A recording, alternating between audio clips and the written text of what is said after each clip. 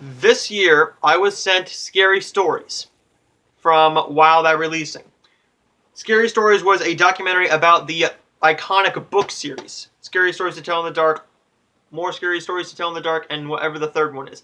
I did not grow up on these books. Before I get into the review, a little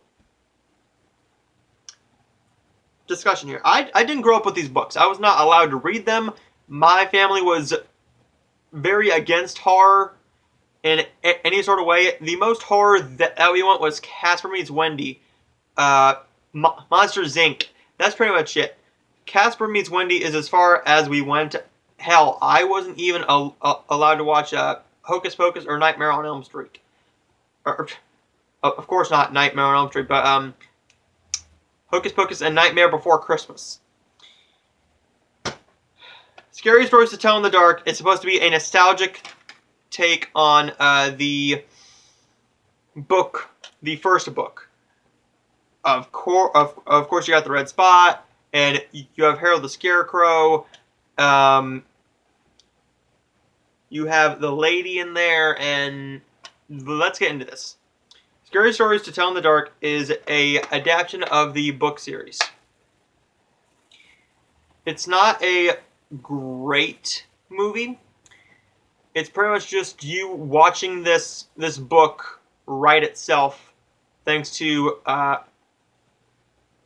Sarah Bellows, who is said to have wrote these books or wrote these stories and is telling these old folklore tales. The movie is not good. I don't think it was that good of a movie. I was not entertained by it. I was not engrossed by it. Maybe if I would have grown up with the books and actually cared about the books, then I would have been more entertained by it. But I was excited for this movie with the trailers, but just sitting down and watching it, I was not all that pleased with it. I actually thought this movie was just very mediocre. The CGI, when it was used, was fine.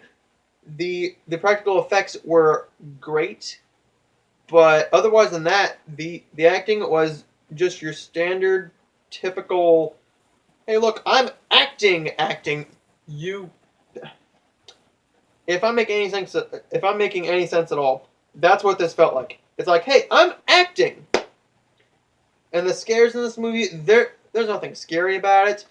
They try to go for the gross factor, and yeah, sometimes that can work, but I just was not intrigued, on the edge of my seat at all. I did not care for scary stories to tell in the dark whatsoever. I'm going to recommend it to you if you read the books growing up, or if you know the books, or if you're in the mood for just a movie that you can sit down and watch, turn your brain off, and not expect anything great. Scary Stories to Tell in the Dark is nothing more than a mediocre horror film that came out in 2019. Not by far the worst, but definitely up there with the worst horror movies of the year, or my least favorite movies of the year.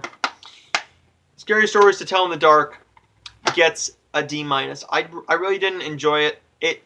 It's not getting an F because of it's pretty much because of the CGI and the practical effects that they used to keep this low in budget. And I respect Guillermo del Toro. I loved The Shape of Water. I enjoyed that movie a lot. I loved what he did with it, with the effects in that. I like Guillermo del Toro's style, but this just felt like he was trying to please a certain demographic. And if you could have gone rated R with this, I think it would have been a lot better. And this borderlines on a pretty harsh PG-13. If you are wanting to get your kids into horror movies, I would say start with the classics first, then work them up. Or if you want to start out hardcore, do It. Do The Exorcist. Well, I have not seen The Exorcist. Do It. Do Friday the 13th. Then go to Get Out. Go to all these different ones. Just stay away from this because they might not like it if they haven't read the book first. like I haven't. There's my reviews for this week, but I will be going to go and see a double feature this Sunday at the movie theater. Me and my buddy are going to see a double feature. He still has not seen Jumanji: The Next Level, so I said, okay, I'll see that again. Would you like to do a double feature? Well, he said that he picked his movie, and I can pick the next one. So I'm either thinking Uncut Gems or Little Women. I might lean towards Little Women. It just depends on what I'm feeling like then. Or I might change my mind and do another movie. I don't know. But there's my reviews, and I will see you guys next time.